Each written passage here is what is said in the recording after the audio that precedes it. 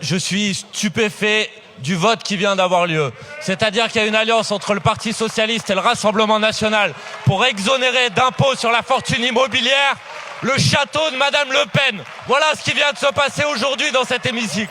Oui, l'Assemblée nationale vient de rétablir l'impôt sur la fortune et les socialistes en sont heureux.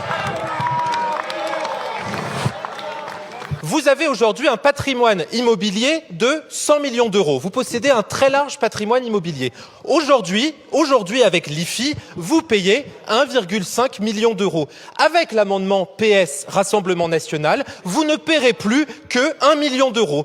Mesdames et messieurs les députés, vous avez fait gagner 500 000 euros par an grâce au Parti socialiste pour un impôt sur la fortune financière à des personnes qui ont 100 millions de patrimoine immobilier financier. C'est l'injustice fiscale et la transformation de l'IFI, comme le souhaitait le Rassemblement national, en impôt sur la fortune financière. Le Rassemblement national en a rêvé, le Parti socialiste l'a exécuté. Nous n'avons de haine à l'égard de personne et nous n'avons pas de haine à l'égard de ceux qui réussissent dans notre pays. Ça, c'est la première des choses. Mais nous considérons qu'ils doivent contribuer dans les moments difficiles et notamment pour financer les baisses d'impôts que nous souhaitons sur les classes populaires et les classes moyennes.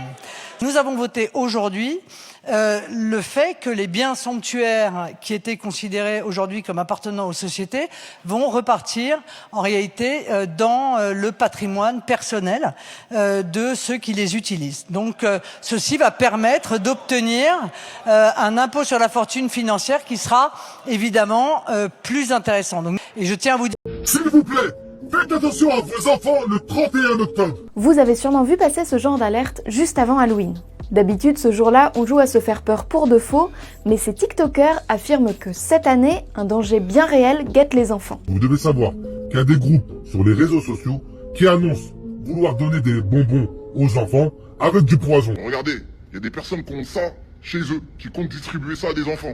De la mort au rat dans les friandises, ou encore de la drogue, et même des aiguilles dans des gâteaux ou des chocolats, ces vidéos sonnent l'alerte, gare aux sucreries données par des inconnus. Alors, faut-il vraiment s'inquiéter?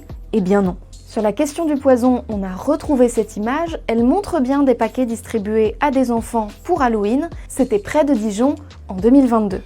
Les emballages ressemblent à du produit contre les animaux nuisibles, mais à l'intérieur, les parents n'ont trouvé que des petits fruits colorés. Ils avaient tout l'air d'être de vrais bonbons, une mauvaise blague d'Halloween, selon la gendarmerie. De manière générale, que ce soit pour le poison, pour la drogue ou pour les aiguilles, tout est faux. Une source policière nous assure qu'aucun projet de friandises piégées n'a été repéré par les forces de l'ordre, ni cette année, ni les précédentes. En réalité, derrière toutes ces histoires, on retrouve une légende urbaine et on la voit d'ailleurs réapparaître souvent à cette période de l'année.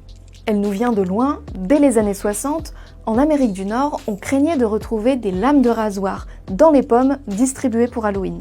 Aujourd'hui encore, les ressorts de la psychose restent les mêmes. Les déclinaisons contemporaines recyclent le même schéma